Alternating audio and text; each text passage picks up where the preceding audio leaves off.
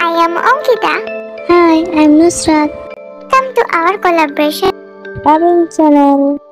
ভিডিওগুলি শুধুমাত্র বিনোদনের জন্য তৈরি করা, তো কেউ এটিকে দয়া করে সিরিয়াসলি নেবে না। সো আই হোপ তোমরা সবাই অনেক ভালো আছো। তো ভিডিওটাকে শুরু করি, লেটস স্টার্ট।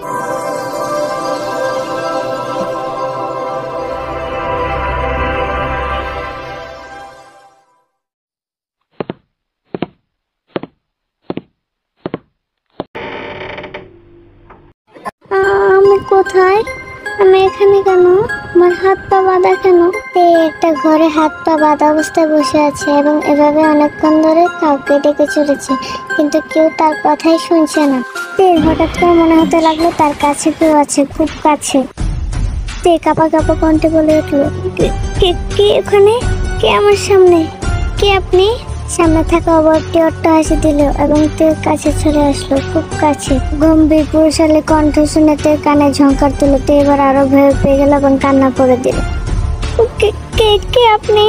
কে? আমাকে কেন এখানে ধরে রেখেছেন? প্লিজ আমাকে ছেড়ে দিন। আমি আপনার কি ক্ষতি করেছি? লোকটি একদম তের কানের কাছে এসে ফিসফিস করে বলল, সুইটহার্ট, এত হাইপার হচ্ছেন কেন? আপনি তো আমার কাছেই আছেন, আর কি ক্ষতি করেছেন? আপনি আমার অনেক বড় ক্ষতি করেছেন, যার মাসুল আপনাকে সারা জীবন দিতে হবে সুইটহার্ট। আমি তো আপনাকে চিনি না, তাহলে আপনাকে কিভাবে ক্ষতি করলাম আমি? সুইটহার্ট, আমি আপনাকে অনেক আগে থেকে চিনি। সো বেশি কথা না বলে চুপচাপ খাবারটা খেয়ে নিন। জঙ্কুক তের হাত পায়ের বাঁধনটা খুলে দেয়। তখনই সঙ্গে সঙ্গে তে খাবারের থালাটা লাথি দিয়ে ফেলে দেয়, আর জঙ্কুক রাগে তের গলাটা চেপে ধরে। বেবি গার্ল, আমি আপনার এই তেজ দেখে তো আপনার প্রেমে পড়েছি।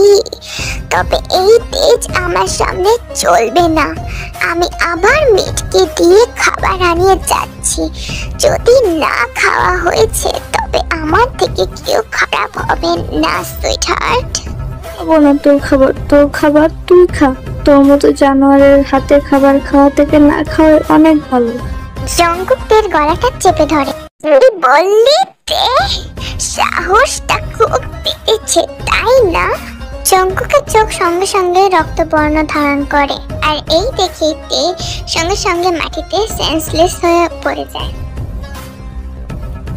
একদিন তেও তার কয়েকজন ক্লাসমেট মিলে একটা জায়গায় অ্যাডভেঞ্চার করার জন্য ঠিক করে। তারা সেখানে একটা হোটেল রুম বুক করে নেয়, প্রত্যেকের জন্য আলাদা আলাদা রুম। তাদের হোটেল রুমে পৌঁছতে রাত হয়ে যায়।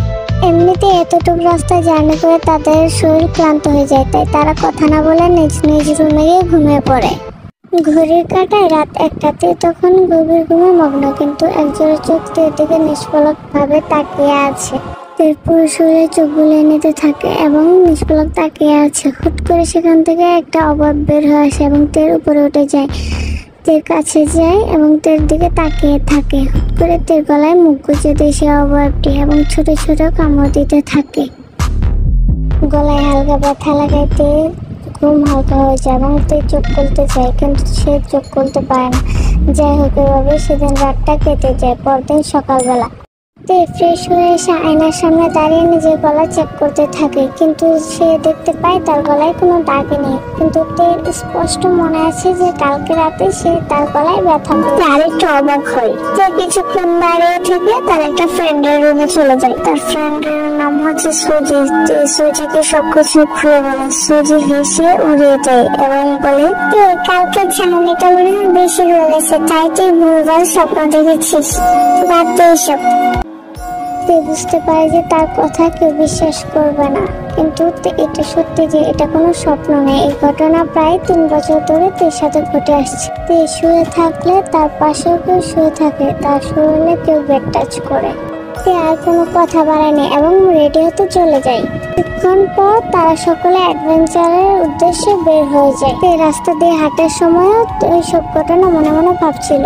সে সময় তে তার ফ্রেন্ডদের থেকে পিছনে পড়ে যায়। তেকে একা দেখে কিছু বাজে লোক নোংরা কথা বলতে থাকে। তের কানে যখন ওইসব কথা আসে, তে তখন দৌড়ে তার বন্ধুদের কাছে চলে যায়। ওই সকল ঘটনা দূর থেকে একজন লক্ষ্য করছে। তার চোখ লাল হয়ে গিয়েছিল এবং তার চোখে ধরা দিয়েছিল হিংস্রতা। তার হাত মুষ্টিবদ্ধ করে নেয়। তে তার ফ্রেন্ডের কাছে গিয়ে বলে তার শরীরটা খুব ভালো লাগছে না, তাই সবাই মিলে ঠিক করে তারা হোটেলে ফিরে আসবে। তারপর সবাই যে যার মতন হোটেলে এসে নিজের মতন ঘুমিয়ে পড়ে। পরের দিন সকালে সবাই ব্রেকফাস্ট করছিল আর নিউজ দেখছিল। তখনই দেখা যায় 3টে ছেলে নির্মম ভাবে হত্যা হয়েছে। খুবই নৃশংসতা ভাবে হত্যা করেছে কেউ। তাদের শরীরে এক ফোঁটা রক্ত নেই, তাদের শরীরের থেকে মাথা আলাদা করা। একটুখানি লক্ষ্য করে দেখে তারা সেই ছেলেরাই যারা থেকে কিনা বাজে কথা বলেছিল। তে আর এগুলো নিতে না পারে সঙ্গে সঙ্গে ওয়াশরুমে গিয়ে ভমিটিং করতে লাগে। তারপর সারাদিন তে হোটেলেই ছিল। সবাই জিজ্ঞেস করাতে তে বলে যে তার শরীরটা খারাপ। তাই কিছুক্ষণ পর তারা সবাই নিজের মতন ঘুরতে চলে যায়। তে নিজেই পাঠালো, কারণ কালকে যেহেতু কি তার জন্য ঘোরা হয়নি। বিসিজিও চাইছিল তের সাথে থাকতে, তবে তে জোর করে বিসিজিকে ঘুরতে পাঠিয়েছে। তের শরীর খুব টায়ার্ড লাগছিল, তাই তে আর ভাবনা চিন্তা না করে ঘুমিয়ে পড়ে। ঘড়ির কাঁটায় ঠিক 12টা চেঁচে। তের মনে হলো তার আশেপাশে কেউ আছে, দুজোড়া চোখ তাকে দেখছে। এমন সময় মনে হলো তের গলায় কেউ কিস করছে, বাইট করছে।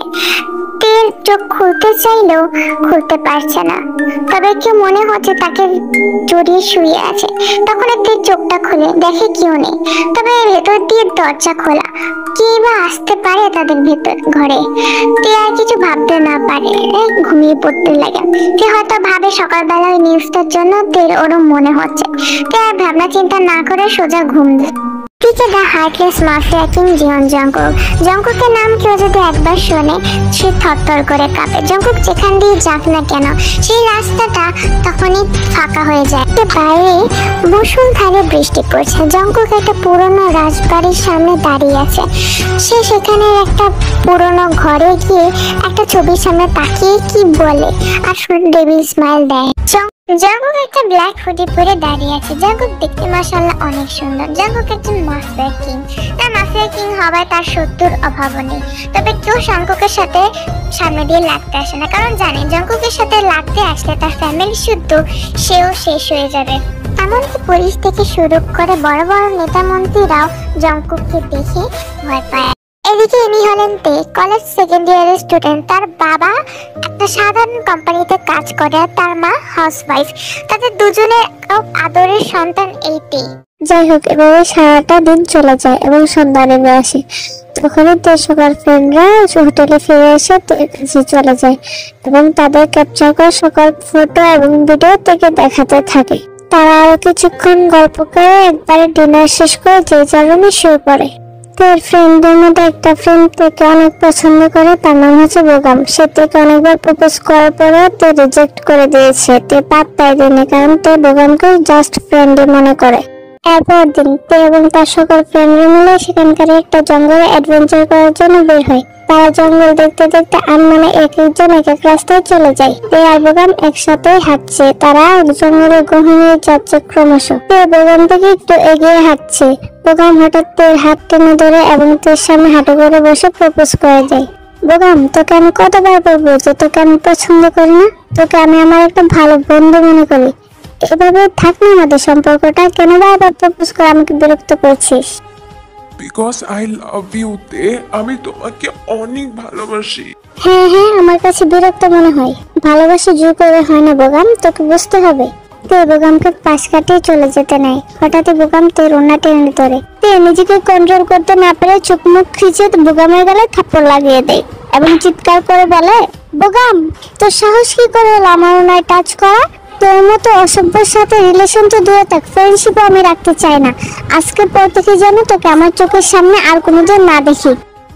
তোর এত বড় স্পর্ধাতে আমি ভেবেছিলাম তোকে আমি ভালোবেসে আমার ঘরের বউ করে নিয়ে যাব, কিন্তু না, তুই আমাকে সেটা করতে দিলি না। এবার দেখ কি করি আমি। বোগাম থেকে হাত টেনে আরো গভীরে নিয়ে যেতে থাকে জঙ্গলে এবং তের সাথে ফোর্স করতে থাকে কিস করার জন্য। হঠাৎ জঙ্গলে ঝড় উঠতে শুরু করে। বালুর জন্য চোখে কিছুই দেখা যাচ্ছে না, চারিদিকে ধোঁয়াশা লাগছে। তের চোখে যেন কি পড়েছে। তে ভালোভাবে চোখটা পরিষ্কার করে সামনে তাকানোর চেষ্টা করে, কিন্তু কিছু দেখতে পাচ্ছে না।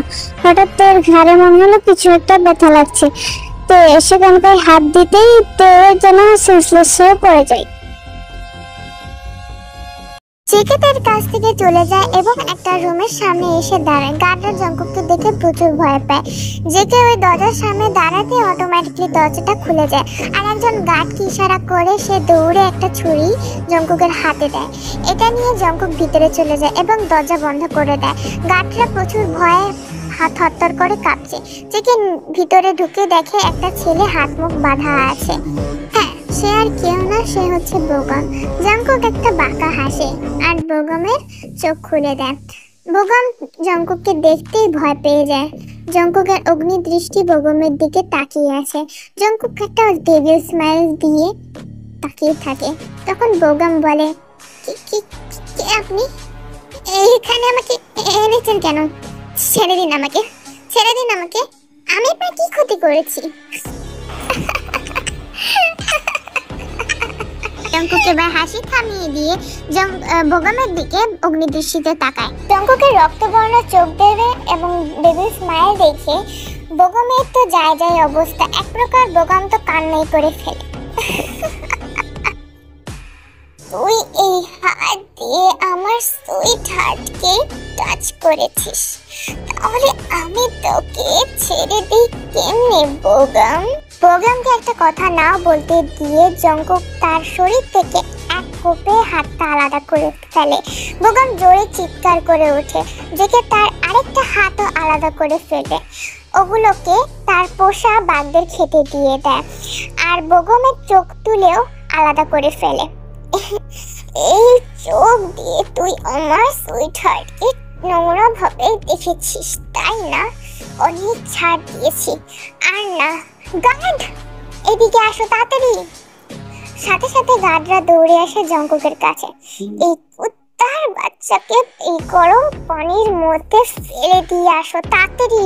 কুকের কথা মতন গার্ডরা তাই করলো। গার্ডদের তো ভয়ে যায় যায় অবস্থা। বোগমকে পানিতে ছেড়ে দেওয়ার সাথে সাথে বোগমের শরীর থেকে সকল মাংস আলাদা হয়ে যায়। জঙ্কুক এটা গার্ডকে ইশারা করে বরফিটাকে সরিয়ে ফেলার কথা বলে।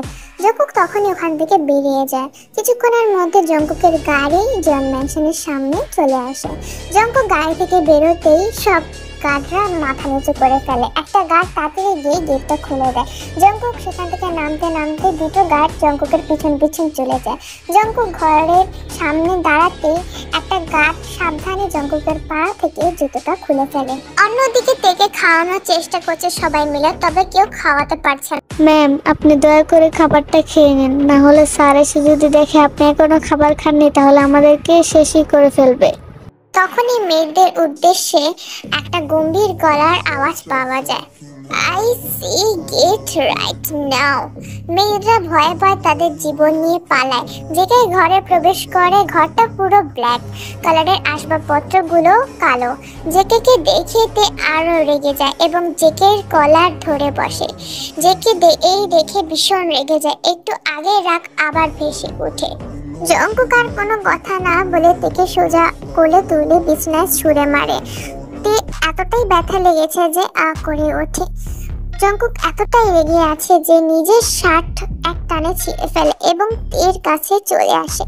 এটা দেখে তে একটু ভয় পেয়ে পিছনে যেতে থাকে। জেকে তের পায়ে ধরে এক টানে নিজের কাছে নিয়ে চলে আসে। বেশি সাহস হয়ে গেছে আপনার। ওকে, আজকের পর থেকে এই সাহস আর থাকবে না।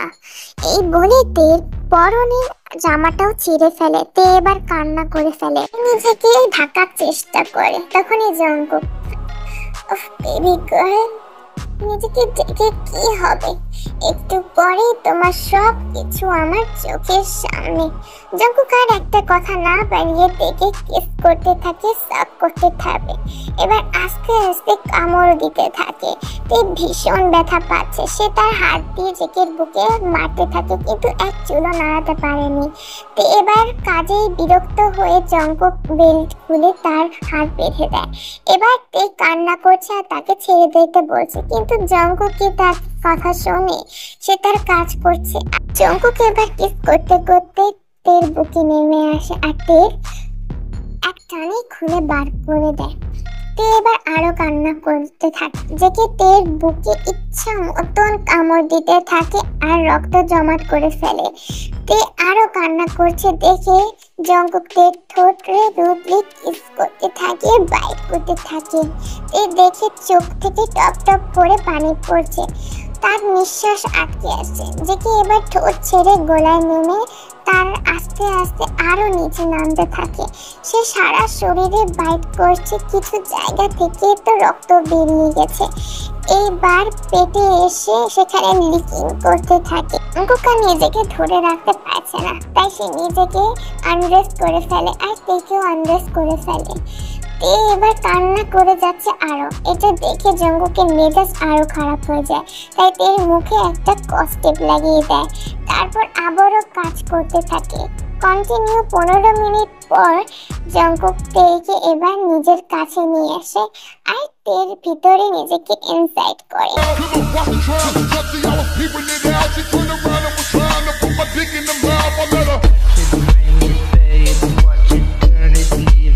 কাটায় প্রায় 4টে ছুঁয়েছে, জঙ্কুকের থামার নাম নেই।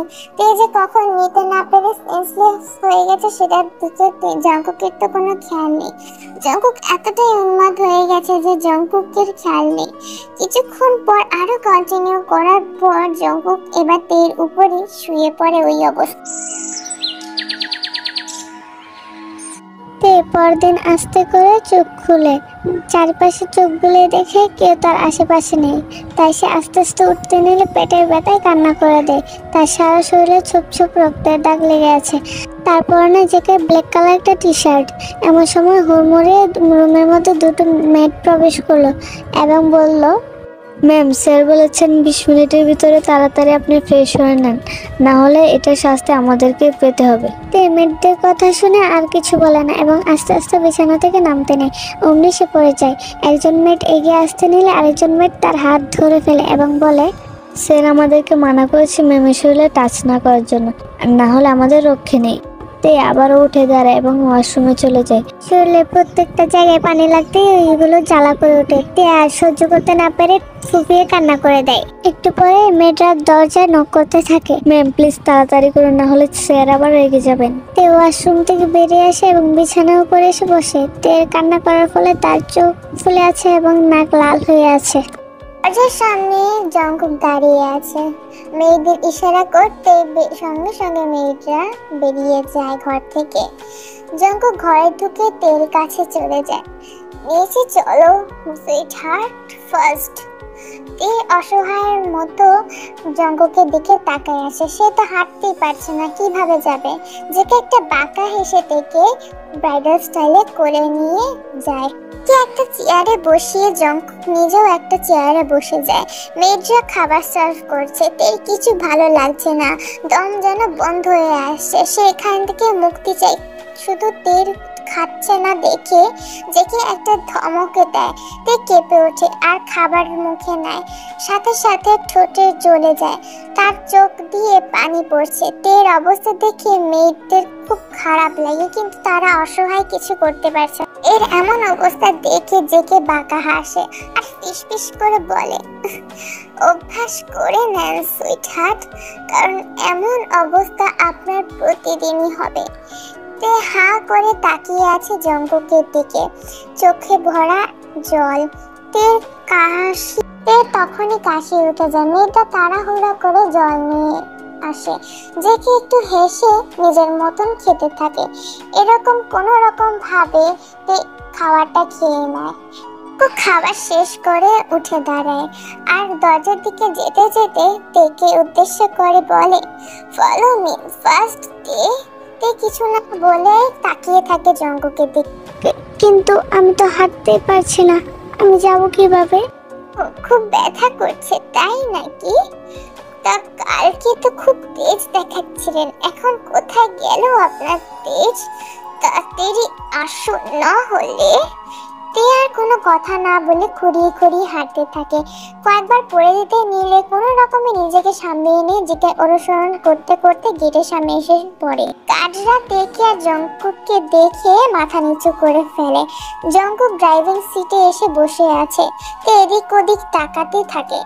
এদিক ওদিক না তাকিয়ে সোজা গাড়িতে উঠে বসো, না হলে জঙ্কুক একটা গান বের করে ঘোরাতে ঘোরাতে তের দিকে তাকায় আর হাসে। তে আর তাড়াতাড়ি বসে আর প্রচন্ড কান্না পাচ্ছিল তে। গাড়িতে গিয়ে বসেতে এবং সিট বেল্ট না বেঁধে বসে থাকে, যেকে তা দেখে খানিকটা রাগ হয় এবং হুট করে গাড়ি স্টার্ট করে দেয়। তে সামনের দিকে ঝুঁকে যায় এবং গাড়িতে মাথা বাড়ি খেতে নিলে তে নিজেকে সামলে তাড়াতাড়ি করে সিট বেল্ট বেঁধে ফেলে। তা দেখে যেকে বাঁকা হাসে এবং গাড়ি চালাতে থাকে। তারা কোথায় যাচ্ছে, কি করছে তে কিছুই জানা নেই। তে শুধু ভাবছে সে কিভাবে এই নির্দয় পাষাণ মাফিয়াটা থেকে মুক্তি পাবে। তে বাইরে থেকে তাকিয়ে তাকিয়ে এসব ভাবছে, হঠাৎ তার মাথায় দুষ্ট বুদ্ধি খেলে গেল এবং সে মেকি হেসে জেকের দিকে তাকালো। এই যে শুনছেন, আমার প্রচন্ড পানি পিপাসা পেয়েছে, আমি পানি খাবো। জাঙ্কুক সাথে সাথে ব্রেক করে এবং তার গাড়ি রাস্তার এক সাইডে দাঁড় করায়। তের দিকে তাকিয়ে তার আগাগোড়া পরখ করে নামতে নামতে বলল, একটা পাও গাড়ি থেকে নামালে আস্ত থাকবে না ওই পা, mind it, okay sweet heart. এই বলে জঙ্কুক কোথায় বেরিয়ে চলে গেল। তো এই সুযোগে গাড়ি থেকে নেমে দৌড় লাগালো, কিন্তু কিছু দূর যেতে কিছু একটা সাথে ধাক্কা খেয়ে পড়ে যায়।